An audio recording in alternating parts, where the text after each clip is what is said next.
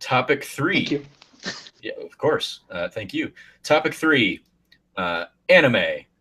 This is another one that I know so little about, but as soon as you agreed to be on, I was like, well, I know we're gonna be talking about anime. And then a couple days later, you were like, oh yeah, and the topic, of course, we're gonna be talking about is anime. And I was like, duh. so so tell me about anime, because my whole exposure to it is basically like Pokemon, the original series, and that's about it. So you're older than me, I but Yep, you that's true. did you never watch like things like Toonami with like Dragon Ball Z or anything like that? No, like Dragon Ball Z. I mean, like it was on, but I never watched it. Never delved into it. Yeah, it was just like it wasn't. It never like hooked me. I mean, even Pokemon. Like I watched Pokemon for like because Pokemon hit when I was probably in high school, or at least the series. Okay. Well, I'm trying to think now. I mean, like middle school, high school age, um, where it like even I was a little too old to be watching something like Pokemon, among my friends. So it was Yeah. yeah, like it just never got. I was much more of like a Teenage Mutant Ninja Turtles or X-Men kind of like those are the cartoons I watched. So yeah, like Dragon Ball Z, like I would see it, and it was another one of those where I was like, okay, that's just not that's not something that is immediately drawing me in and enticing me. So it like Mhm. I don't know if it was like the dub or what, but yeah, I was just like I never got into any really anime or manga or any of that kind of um, like that genre culture, whatever. So yeah, Hmm. I know just as a like a child of pop culture and stuff, I know some of the big names. Like I know about like Princess Mononoke and Dragon Ball, obviously, and now that like I follow you, I see a ton of shit that comes up on. Dude, I Uh, just shit post anime all day. yep, pretty much.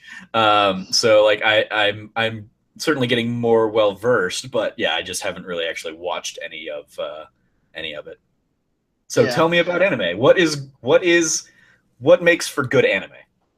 Anime is trash. No, just kidding. Anime, Japanese animation, just that's what the word's for. There's not people are always like, what is anime? What does anime mean? Japanese cartoons. No, just animation. Um, where it's always kind of been weird where it's like anime's been related to Japanese cartoons, where it's like American cartoons are just called cartoons. But I think it's just visually the art style of how they do things. But for me, is it starts back when I was young. I was probably like 6 years old, six, seven, and I had that neighbor named David that was Japanese who lived in Japan. So Mm-hmm. obviously, his parents grew up watching old Japanese anime like Robotech and stuff like that. And he would bring over VHSs that he had that were Dragon Ball Z movies or this anime called Tenchi Muyo back in the day. And so we'd watch them in Japanese, and he would like they were subbed, so like I would read them, and he would tell me what they were saying sometimes. But I think for people who want to get into anime, it's very weird if you didn't start as a kid. Like with a lot of people who got into anime at a younger age and now are more to it is because of things like Cartoon Network, where they started doing, which they were like, they were licensing and bringing over anime and make like dubbing it with English actors. And the first round of it was like Sailor Moon, Dragon Ball Z, Card Capture Sakura, and stuff like that. And I think it found its audience there. But it was so funny because Toonami was like at first it used to be just on Saturdays on weekends, and so that's where I would always watch it. And then later on, it became like a late. They did Toonami in the afternoon, so they would show things like Dragon Ball Z, Sailor Moon, Card Captors, and then this one called Ronin Warriors. And so then I remember I grew up Catholic, so my dad would send me to this Catholic school that I'd be in, like I do this Bible class during the afternoon when it was coming on, and he put a VHS and record episodes of Dragon Ball Z for me. So I'd watch Dragon Ball Z when I got home. Um, but when the people who didn't grow up with there, it's like there are story like it's very obviously there's vast amounts of anime. There's action anime. There's day to life anime, like just about going to school, day to day life with Japanese high school student or middle school student. There's horror anime. There's sports anime, which I'm really into right now. Um, And so like they try to make it in the sense of like there's something for everybody. But a lot of like the big popular ones, One Piece, Dragon Ball Z, Naruto, started 10, 15 years ago when my age when we were kids, so that we got into it. And I think it was when it came over to America, it was an easy transition from cartoons to like, oh, this is a more mature cartoon for you guys to watch. Mm-hmm. So the big three have always been Dragon Ball Z, One Piece, and Naruto. And now Naruto's ended, and Dragon Ball Z is coming back, and One Piece is still existing. And people who are trying to get to that level with new animes now, they're trying to find like what's the big thing that's going to hitch people into this, and it's going to be like another 10-year anime and stuff. Recently, in the anime movement, that has been very like it's more because it becomes a lot harder to push out weekly episodes, and especially because anime fans are very just like the internet. They're either very likable or they're very hateful. Yeah. And the idea of like comic books were like that's not canon in the movies. There's things called mangas, which are Japanese comics, and they're like, oh, this is a filler episode. This doesn't actually exist in the manga arc, so it's not canon. So therefore, this sucks. So that's why it's harder to push out animes like One Piece, where it's like, hey, we're telling the main story. Okay, now we're going to take a break and tell the side story because this doesn't exist because we need time for animators to catch up, or we need to wait for the manga to go further to tell an actual story. And there's things like Full Metal Alchemist. There was Full Metal Alchemist that came out, and the manga was still going on side by side, but then it got ahead of the manga. How like Game of Thrones is ahead of the books. Yeah. So the story went different than the manga did. So there was two separate stories being told at the same time. So Full Metal Alchemist ended, and then they came back years later with Full Metal Alchemist Brotherhood, and they're like, this is the true story. This follows the whole manga now that the series is done. So it's things like I guarantee you when Game of Thrones finishes its books, they'll probably redo Game of Thrones or redo some new season to tell a story. Book story. Maybe. I mean, they from very early on with Game of Thrones, I think they anticipated that they were going to end up telling like different stories, and so they started making changes from the book very early on. So I think you'll just have. Yeah. I mean, yes, eventually, I'm sure they will, because we'll get a reboot. Because Hollywood has like no new ideas. Yeah, we'll get in 10 years, we'll get Game of Thrones again, and it'll be much more in line with the books until that one gets ahead of book 7, because of course George R.R. Martin won't have finished that one yet. Yeah. But in anime, they do a great job. Companies like Studio Trigger or even Production IG, those anime studios, they do a really great job of building characters that people care about in a sense of like emotionally, and then like they grab people, where it's like Dragon Ball Z attracted people for its fights and for its animation. The great fights that it had in it. And I don't think anybody actually cares.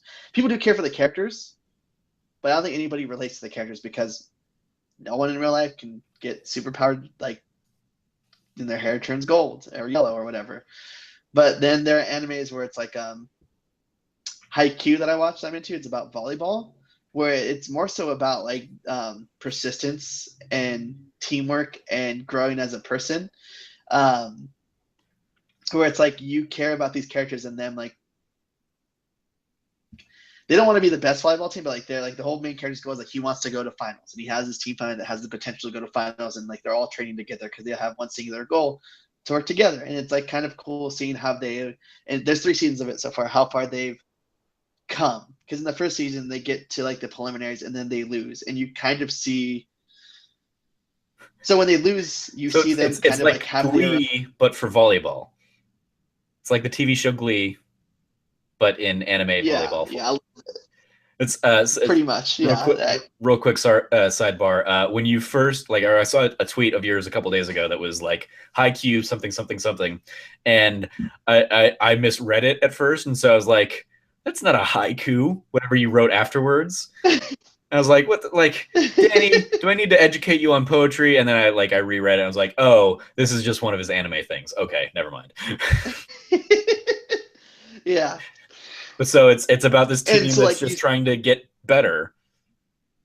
Yeah, but like you see them lose, and you see kind of like how emotionally broken they are by it. Whereas like this is all they wanted, and because like the idea of like there's people on their team that are like third years, like they're juniors in high school, and when you're a junior in high school in Japan, you're kind of supposed to stop doing clubs because you're supposed to focus on your studies to go to college and get like a real job and stuff. So it's like they're telling like, hey, this is your last preliminaries. If you don't like, they want to win it bad because they want to go to the finals, and then it's like you see them lose, and there's like this scene where like their coach takes them out to eat, and he's like you literally don't take us out to eat unless we like win and celebrate. And he's like, you guys need to eat. You played a great tournament, and so like you see them eating as they're eating, they start crying, and I started crying, and my roommate Brendan's watching, like sitting there with me watching. And he goes, dude, I was like, he's like, this is so real. And I was like, really? He's like, yeah. He told me, he's like, I was in a lacrosse team in high school, and we got to like preliminaries, and we were so close to the finals, and we lost. And when we lost, like in the grass and punched the grass and cried. And I was like, oh dang. He's like, yeah, like so they did this good job of showing the reality of like a sports team of like coming together and wanting to succeed.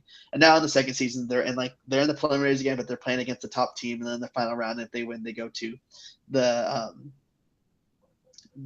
whatever it is, the big tournament. But yeah, so it's stuff like that that like pulled me in, and I know other people as well. But then like there's my favorite anime, Gurren Lagann.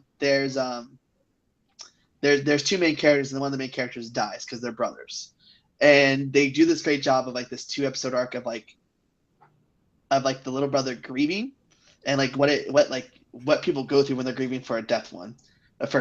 And for me, it's like it was super impactful because I lost my brother when I was 8 years old. So like I was kind of like reliving that moment again through him watching it. And there's a scene where he kind of comes back when he because like they're being attacked by these people, and he comes back to save him, and he's like, bro's dead, but he's here inside my heart, and like he has a symbol on his back, and he's on my back, and he's always with me. And like I was just like fuck, and I lost it. So it's stuff like that where like they do great job of storytelling these characters that make you care about them or connect with things about them. And it's like the same concept of video games where there are certain characters that you can connect with in stories and stuff like that. But then there's just like high fantasy ones with like these cool action scenes that just like, oh, this is really good animation, where it's like people care about video games where it's like, oh man, look at this game, it's so beautiful.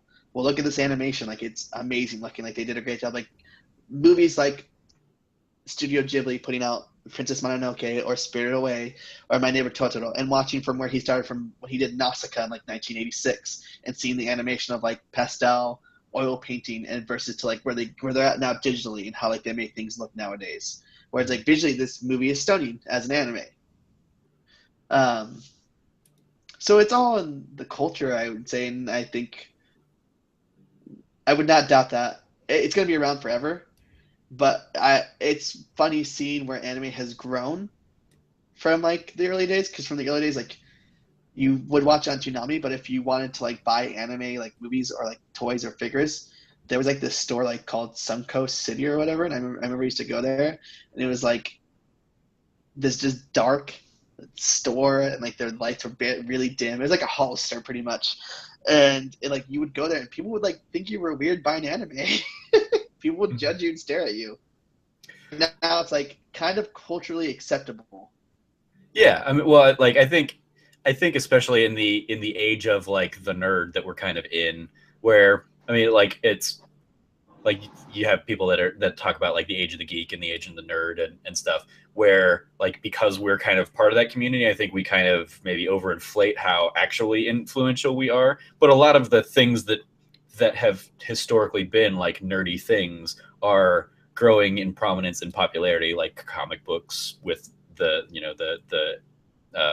modern comic book movie. Now everybody knows who the Avengers are and stuff. That I think kind of anime has kind of become like one of the next frontiers for that. And people have kind of latched onto it. Things like Crunchyroll obviously make it way more accessible to us as well. Yeah. And enjoyable. Real quick, I wanted to go back. You mentioned kind of the character had like a symbol on their back, like Yeah. representing the brother. Because I know you are a big fan of like getting tattoos. Have you thought about getting that tattoo or that symbol on you, like in homage to that both that show and your brother? not of the symbol, but there's the whole idea of the show is like they come from like the underground, like the humans live underground. They've never come to Earth, and they finally like dig. Like the brother wants to know what like there's something on top of this dirt, like out of this hole. And so like the brother's name is Simon, and he's called Simon the Digger. So he has a drill, and he finds the drill and it activates the mecha robot that gets him out of it. So I thought about getting the drill bit tattooed on me. Okay, interesting. Representation of it, yeah. Yeah. So a couple things we touched on earlier that I wanted to kind of follow up on. So like dot hack we touched on, and like Yeah.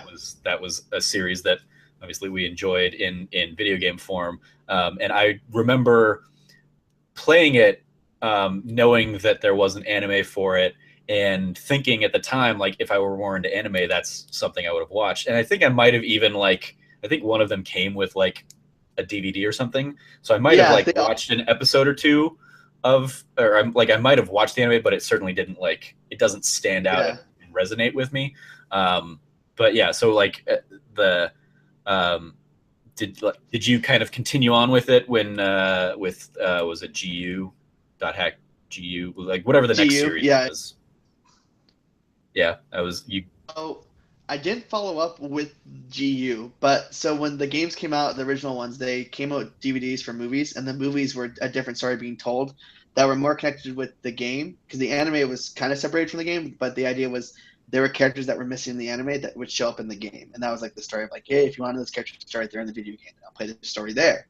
Um, and they did a separate series after the games were over and after Dot Hack signed, the first series was over, just called Dot Hack Twilight, and it was the story of Kite from Dot Hack um, video game series, and it was like his story being told with the characters in there.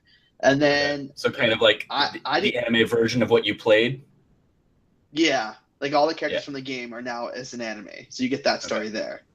So kind of like But I never, what like they've done with the Persona, making that yeah, the anime. Yeah. exactly what they done. Yeah, but I never followed up with GU. Like I didn't even play GU because I think it was already out of the PS2 when it was like coming out, and I was Yeah. like, oh, I kind of want to go back to I want to go back to playing, but I was like, no. Yeah. Same here. I Yeah, imagine those ones are far more expensive than the standards. Okay. And then the yeah, other thing you touched on earlier that I wanted to circle back on was Gundam specifically. yeah. Um, So go. Gundam for me, there was where do we even start? So Toonami had Dot Hack, or they had Gundam Wing. That was the Gundam series that was first coming to America. Besides, like in the 1980s when they just did plain Gundam, but I guess it didn't stick with audiences as much as Gundam Wing did. Gundam Wing was kind of a very weird, but it wasn't weird, but more of like a smart show. Whereas like the Gundam Wing was very much about politics. So one of the main stories is like there's a war happening, there's a rebellion, and then there's like this chick who's trying to stop the war, but she's a pacifist, so she doesn't believe in like warfare happening with warfare. And so like the people who pilot the Gundams, like the main character Hito is like he's like I will fight. He's like I will fight it by myself. I will fix this in the colonies. And like that story alone kind of just pulled me in, like him, Duo, so like all the characters, like they were all so intriguing. Their Gundams were fucking awesome. The fights were so cool. But I remember like the being sticking with it all through Toonami, and like it was probably one of the better animes that had been dubbed for the longest time. One of the biggest fights with the anime fans is dub versus sub. Um, but they did a great job with like matching the American voices to like the Japanese mouth movements. But that's what sunk like pulled me in, and ever since I was like, I just want to pilot a Gundam someday if they ever exist. And I've always been the jerk, like, listen, I will never join the army, but if one day they said you can pilot a giant robot, sign me up. I'll be right there. I'll do it immediately. Um, like games like Titanfall, like that's why I want to play them. And I've played every Gundam Muso that's come to the systems, even though they're terrible, they're not good. Um, so yeah, Gundam Wing, I tell people is like people who want to get into Gundam, I always recommend that to them because I'm like, it's very smart. There is episodes where literally like there are people in a debate room just debating politics for 30 minutes. Yeah, that's. I mean, from our conversation and kind of my outsider's perspective, I definitely see kind of a like a maturity level or like a a decision to kind of confront adult topics and ideas in the notion of anime that we don't often, if really ever, see too much in like American animation. I think kind of Yeah, going back to like the days of like, you know, Mickey Mouse shorts and Looney Tunes and stuff, it's always kind of been, I mean, there are certain things where you can like play with the subtext that's going on there and the subtle kind of hints at like a bigger or more adult topics, but like, you know, in the Roadrunner versus Wile E. Coyote, that's just a lot of slapstick, and you got like the Simpsons coming in that kind of address, you know, certain family and the dysfunctional family, but it's still all kind of told through the lens of like sitcom, and so we don't have too much in the way of dramatic animation yeah, on the American side. That and like I feel like every now and then I'll see a hint of something like that. Like some of my favorite episodes of like Futurama, for example, are when it does get real and deals with death or like significant emotions. But even that still has like a lot of intentional humor in there to kind of ease the blow of, yeah, oh, we're about to get real. That I think kind of what I see or what I hear about from anime is that and you know, I'll see it in something like Persona 4, where that's like the closest to anime I've kind of been in recent years, is kind of the adult level of storytelling that we see in something like that, um, that we wouldn't necessarily see in something stateside. yeah. And that's the thing is like a lot of like animes that have series, like episodes, there's certain episodes that hit people there. So like I tell people who watch anime like watch Cowboy Bebop. The dubbing's amazing, but there are episodes where they touch on things where it's like drug addictions or like there's like a goofy episode about like leaving food in the fridge and stuff like that. But then it deals with like betrayal and cop like a story like detectives and stuff like that. And then there's movies like Princess Mononoke is all about like us as humans destroying nature and like starting wars and destroying the world because of it and what's going to happen to us and stuff like that. Where it's like they give you these adult topics. Spirited Away is about like the loss of growing up and Mm-hmm. like forgetting your childhood and stuff like that. So they like there are animated movies that try to deal with these topics of like this is important. And then there's animes where it's like you'll see the characters evolve through that and go through things. Yeah, like I think like BoJack Horseman's I think one of the modern examples of like what I would consider an adult animated show that we have on Netflix. Yeah, That, I mean, yeah, there's certainly humor in that, but that is entirely a show about depression and yeah, dealing with depression and yeah, like drugs and all that stuff. Um, and I think for American audiences, at least, that kind of stands out among the crowd as opposed to maybe anime, where that's possibly more the norm. Like, oh, I mean, again, like the haiku that you were talking about, like seemed very reminiscent to me of Glee, and the framework of that. You know, a group of kids kind of banding together for a goal, and then the realities of them not achieving that goal, and how do they kind of come back from that, told through the lens of sitcom and pop music and stuff. But it's yeah, a lot of the kind of I see, and it could be like a skill set that we just don't have necessarily in our animation, since we've historically sent animation overseas anyway for cost prohibitive reasons. That like we'll see those kinds of stories more likely in live action than we would in anime, or than we would in American animation. Um, and yeah, like it's, I feel like just animation here is by and large considered kind of a kiddie thing, um, where like we grew up watching Saturday morning cartoons, and then at some point you moved to live action stuff. yeah, I grew up watching, you know, X-Men, and then went to Power Rangers, and so it's like I appreciate that there is kind of that um, like adult aspect to anime, even though I've never like personally kind of consumed the media. It's something that I've certainly seen from the outside of like, oh, they go places there that even, you know, the Emmy award winning drama shows here wouldn't go to, um, and they can I don't know if they can if get away with it is the right word, but they can certainly do other things with the medium of animation that we don't necessarily or that we take for granted probably. Yeah. Yeah, So and like it's kind of for people who are listening or watching is like when I say like there's like an anime for everybody, obviously that's like saying like, oh, there's 1,000 channels on cable and nothing to watch. So it's not true, but like they try to do something for everybody in the sense of like watch anime who could like IGN Anime Group brought a bunch of like people who like loved anime and now they have a group to share and have people are making friendships on there. Like when I talked to Miranda or Callie about it, like they're so amazed of like how much love they're getting, and how much like the group has like grown, and how much people get together now. It's like, dude, people who are anime fans felt like they were misfits and felt like they were alone.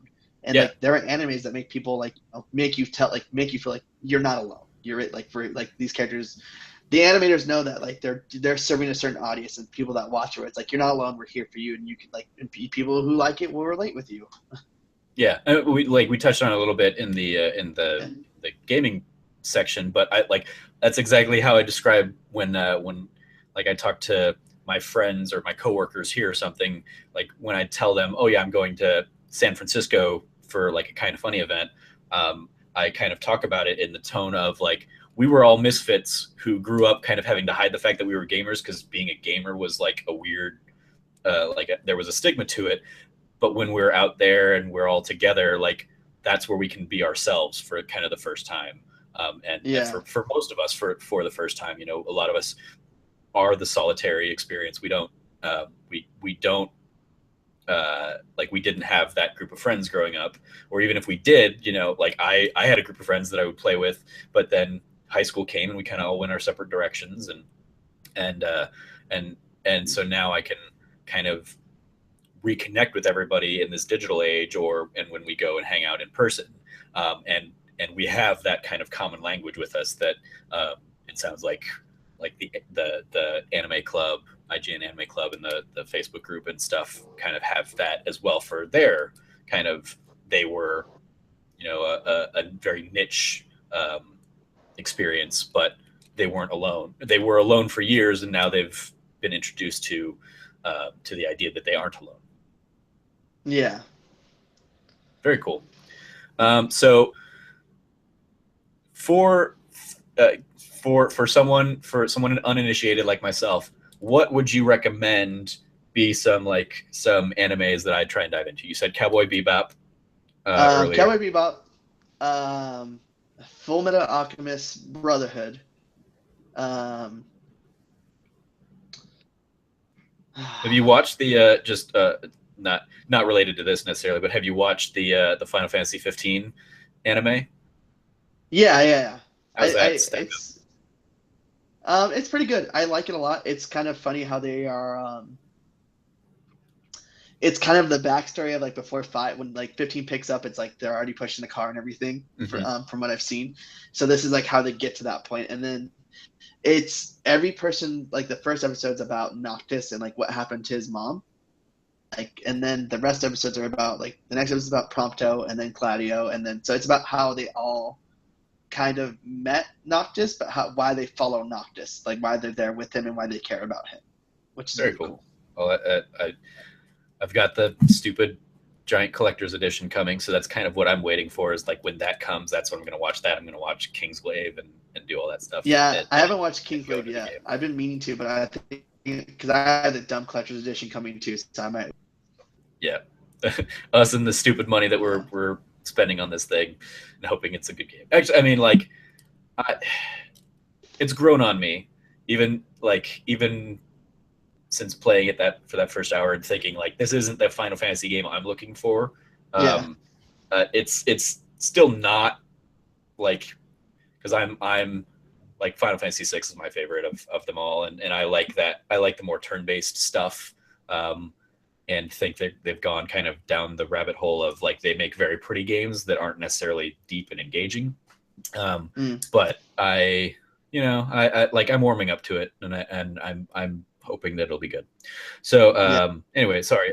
Cowboy Bebop, Full Metal Alchemist Brotherhood. Brotherhood. Um, Watch both of those dubbed. Those are amazing dubs. Um, Fate Stay Night, Unlimited Blade Works. Uh, and then I would say Erased, but Erased is only subbed. It's still in Japanese, but that was like last year's anime of 2015. And to kind of give you a concept of it, it's kind of like the Butterfly Effect, but as an anime. Okay. And then for movies, like anything Ghibli, I would say mostly like Princess Mononoke, Spirited Away, and then this movie that came out last year, The Boy and the Beast. The Boy and the Beast. Yeah. Okay. Very cool. And then what was the what was the one that was your favorite? Gurren Lagann. Gurren Lagann. Okay. I'll Yeah. probably like That hit you up afterwards for like how the hell to spell that. But uh, yeah. uh, cool. Awesome. Any last any last thoughts on anime before we dive into community Uh, questions? Yay, anime. anime anime is wild. Awesome. Well, thank you for educating me on the anime. And Yeah. oh, I mean, like, so it's is we talked about it a little bit before, right before we started recording. So you studied Japanese for a few years in college. Yeah, yeah. Did you study it because of kind of anime culture, and so that you could kind of know Well, it yeah, I without started having mostly to because I know its watched a lot subs of and dubs? Japanese anime growing up, but also because I actually like respect and care about Japanese culture in general. So reading about like certain Japanese like mythos and like fairy tales, but also like culture wise out in like Okinawa, what happened in World War II and stuff like that, had made me interested to learn about the people's culture. And like there's always the joke about being a weeaboo. That's like, oh, you just watch anime and you make jokes and you don't really speak Japanese, and like you have like an anime girl pillow and stuff like that. I like I joke around saying that I'm a weeaboo, but like I did learn Japanese because of anime. But I do um, like I'm going to Japan in April, so like that's my time to kind of like learn more about the culture. Because my friend Han has been there, gone for the past 2 years, and he's like, you got to come with me this year when I go. Like there's a lot more to the culture of Japan than like just anime. And I was like, Right. okay, like Han's I've the read one I some met, like right? When Han yeah, came out with you. yeah, Okay. Yeah. Awesome. yeah, yeah. So we're gonna go to Japan in April for the Cherry Blossom Festival and stuff, and like just kind of go around Japan. Like I know we're gonna stay in Tokyo, but we're traveling to like Okinawa, Kyoto, and taking like a ferry and boating around like the whole country. Awesome. Very exciting. Yeah, yeah. Maybe you will find your waifu. Maybe, Is dude. that right? Is For that life, for life. or is that am I completely did I completely mess that up? No, no, you got it. You got it. Waifu for lifeu. Okay. Okay. Yeah. You and your husbandos of Genji. Great. Well, thank you again for kind of giving me the download on anime, and I'll certainly try and find time to check some of these things out. Definitely, dude. All right.